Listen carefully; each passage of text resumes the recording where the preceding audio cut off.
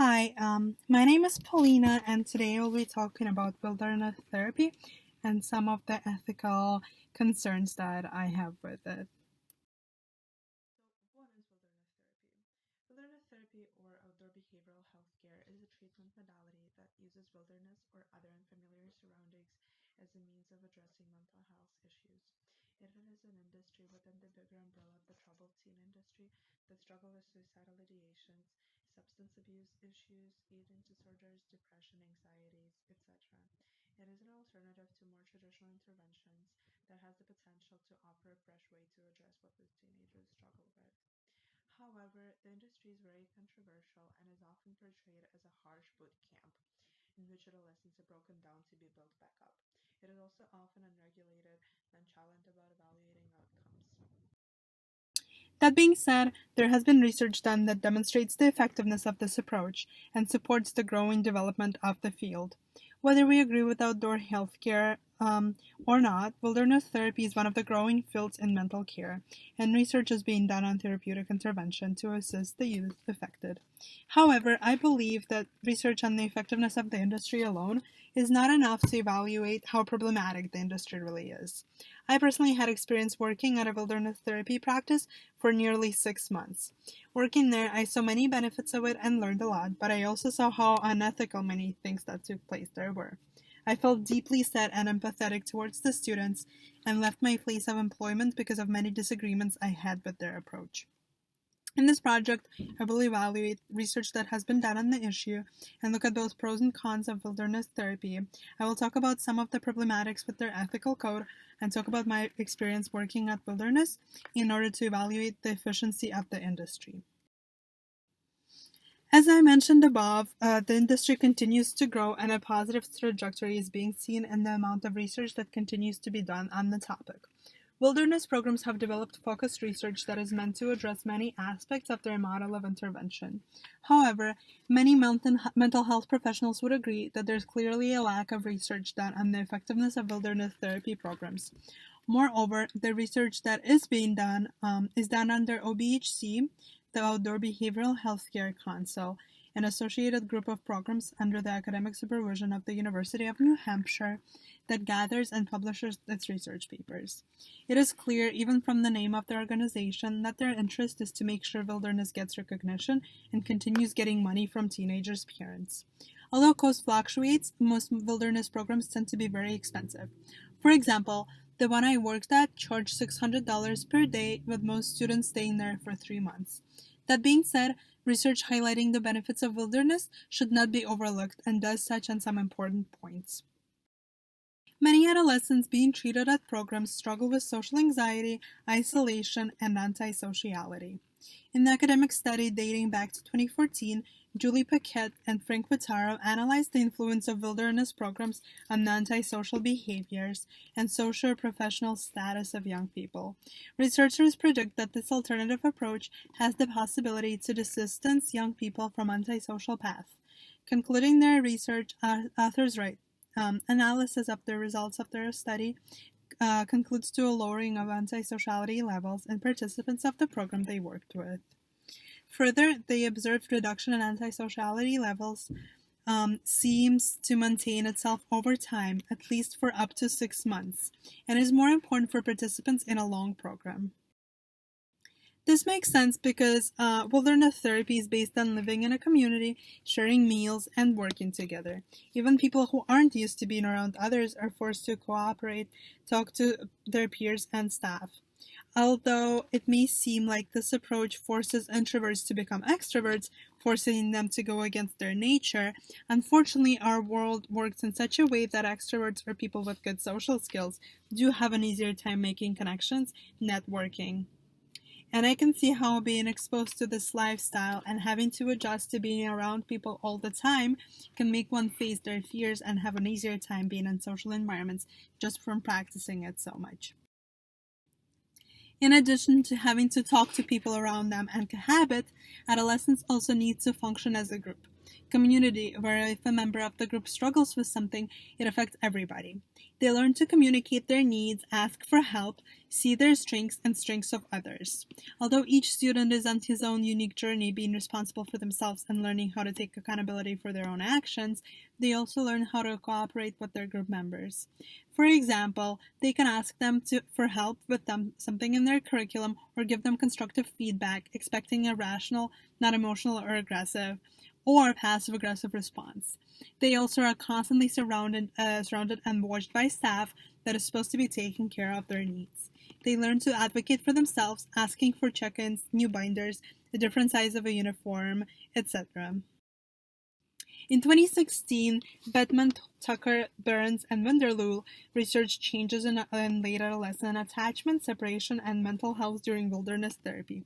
They found that pre to post treatment, participants reported significant improvement in mental health symptoms and interpersonal relationships, as well as increases in the belief that others can be dependent upon. The participants reported increases in the belief that others can be dependent upon, as well as a greater sense of comfort in their intimate and close relationships. I believe this would mostly be applied to people with anxious avoidant attachment style. If one is used to push-pull behavior from their caregivers, being in a treatment center where someone is always there to hold the container for you, even if the environment is strict, must be comforting. My thoughts are that many people are not used to others continuously showing up for them. And although they might dislike the boundaries and many rules they have to follow, at least they know that they're not being ignored. Even though many teenagers come in and do have anxious avoidant attachment style and seek to be held and continuously bombarded with attention, many others have trouble connecting and trusting any kind of authority in their lives, which likely also is related to their previous experiences. Researchers Bettman, Olson, Morrison, and Jasperson uncovered some of the attachment traits of adolescents in wilderness in their article Adolescents in Wilderness Therapy, a Qualitative Study of Attachment Relationships, published in 2011. Researchers highlight that adolescence is an important time for setting healthy relationship dynamics.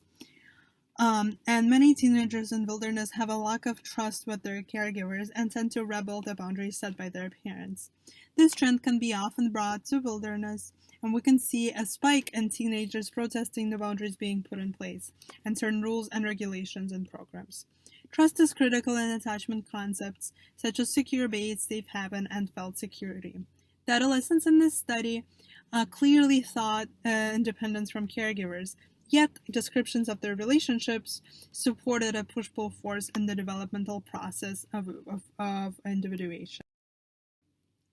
This study demonstrates that most adolescents in wilderness therapy experience highly conflicting relationships with caregivers, and that such relationships appear to color their feelings for all adult relationships.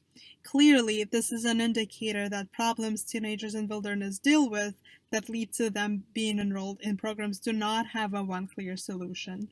There needs to be an integration of many different approaches, including the need to help families address issues, preventing effective family functioning that would help teenagers work on forming healthy relationship dynamics. Wilderness therapies have some advantages and disadvantages when it comes to relationship dynamics and relationship interventions. Most programs have family programs as a part of the process for teenagers in treatment. During this part of the program, teenagers get to have family therapy online or in person, during which wilderness programs therapists work together with the students and their parents to help them address some of the family issues. Moreover, during their stay at programs, teenagers are supposed to be forming healthy relationships with adult staff at programs, guides, managers, therapists, etc. This idea of programs is that all of these people will be there to have students' needs met, and that a student will learn to trust them, knowing that they're there to support and help them, accepting them no matter what they do or say. However, some of the relationships can be starting off great and helping students learn to trust people, but lead to trust issues when that trust is broken again. For example, many students in Wilderness go to therapeutic boarding schools afterwards as a transitional step in their process of going back to their normal life. But this information is something many of them do not expect and are not prepared for. The majority of students are not even told they're going to Wilderness for a few months. Let alone they might be sent to a boarding school for a year or so afterwards. I consider this to be something that can further ruin their trust with their parents and damage any kind of relationship at all. Moreover, their therapists also usually hold off on telling them that going to a boarding school is something that can happen to them until last minute. This way, just as they finally accept that they're at a program and maybe even start learning something and building relationships with people around them, including their therapists, they're being told that they will go to another program. News that make them question if it was ever worth trying to learn anything at this place, and if people working here really do have their best interest at heart, or if they just care about the commission they would get from sending them to another program. In addition to helping teenagers navigate their personal relationships, Wilderness also emphasizes the importance of self-improvement. Students are learning a lot about themselves, being challenged in many ways, and learn that they're fully capable of things they did not know they were. The programs are supposed to help students find that there really isn't much that can stop them from achieving their dreams and reaching their full potential. They are meant to find how strong, smart, and talented they are. Research is being done on this approach of the intervention model.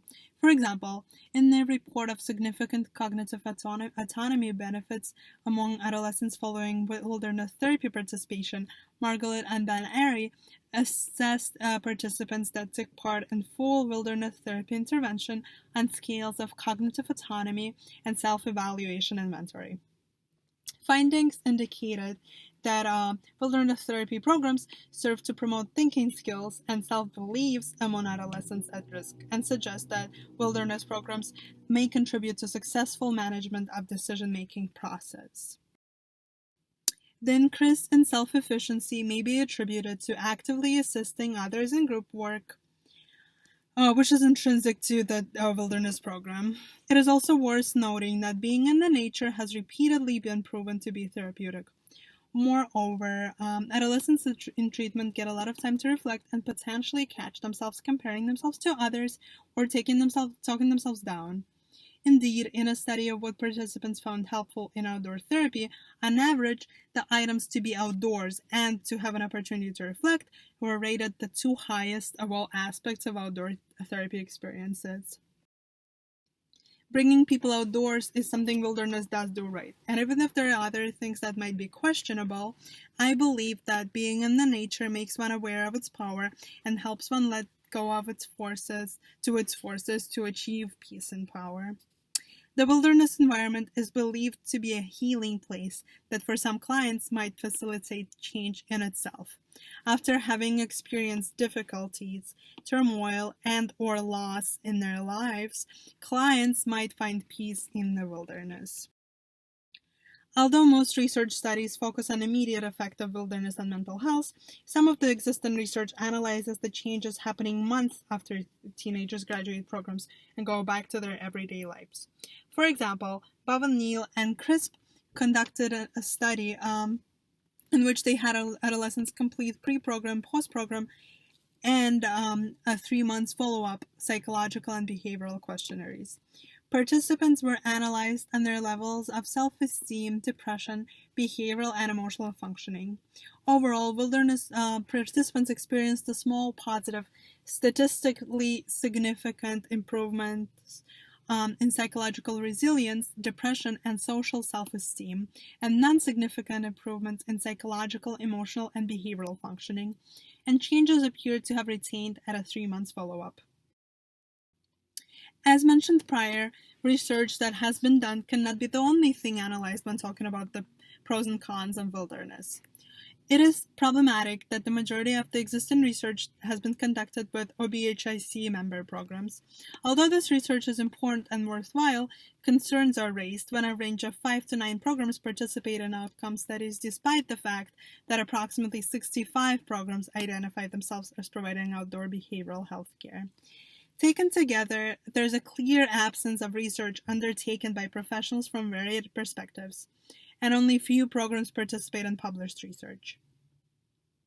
Additionally, even though wilderness can have its benefits, it does not minimize the traumatizing effect it can have on the teenagers. Ethical concerns of consent and confidentiality are important concerns overall and very relevant when working with adolescent clients. Since clients are minors, their parents are legally able to send them to treatment. Many of the clients do not want to go, or maybe even are not aware that they're going. There are stories of people being waken up in the middle of the night and taken away. Escorts who charge desperate parents money to take their kid away, wake them up, and put them in a car driving away, usually not even given any explanations. This is an insane way to start the so-called process of teaching kids self-respect and respect for others. Issues related to consent and confidentiality are issues directly related to one's autonomy. It is a concern that individuals' confidentiality is not maintained over the course of treatment. There's a danger that practitioners will feel less bound by ethical and legal aspects of confidentiality when outside the formal walls of the therapy office. But breaches in client confidentiality constitute negligent and unethical treatment, regardless of the therapy setting. Clients must feel powerless in this situation. They are already lacking any freedom, unable to have any private conversations, having to be searched multiple times a day, not being in control of what they do or say, and having to follow strict regulations. And on top of that, not being sure if your confidentiality is being kept would feel dehumanizing. Although it may seem that wilderness is the only option left for parents who just cannot seem to know how to help their kids, highly restrictive treatments should be carefully evaluated before placing an adolescent in a program, particularly against their will. In addition to the broad description of the strict environment, where how strict or unethical it is, of course, is up to interpretation, the most disconcerting controversies with wilderness therapy programs are the reports of abuse, neglect, and even death of clients while participating in wilderness therapy. Many programs are unregulated by their state, and there are thousands of abuse and neglect reports on these programs. Moreover, it has been noted that staff sometimes is unable to recognize signs of dehydration, malnutrition, etc., which hints at the fact that many incidents likely go unreported. In conclusion, this article tried to include positive and negative aspects of wilderness therapy and continue the much-needed discussion concerning wilderness therapy programs. How effective wilderness therapy is continues to be an ongoing debate, and some of the ethical concerns need to be expressed in order for a nationwide standard of guidelines to be put in place and the industry to be better regulated. As concerning as some of the red flags may be, there are still good programs out there, and that are accredited, have well-trained staff, and provide quality services. The intent of this article is not to believe their efforts, but to inform the reader on some of the controversies to help make an informed decision. The same should be done when parents consider wilderness for their children. Often, the only information available is the promotional material provided by wilderness programs. Instead, they should be educated on the ethical concerns and provided as much information about specific programs as possible before making any decision. For wilderness therapies to move forward in their development and work, it is important to talk about both benefits and controversies described here. Thank you so much. I hope you enjoyed this article, and it will make you think about this controversial industry.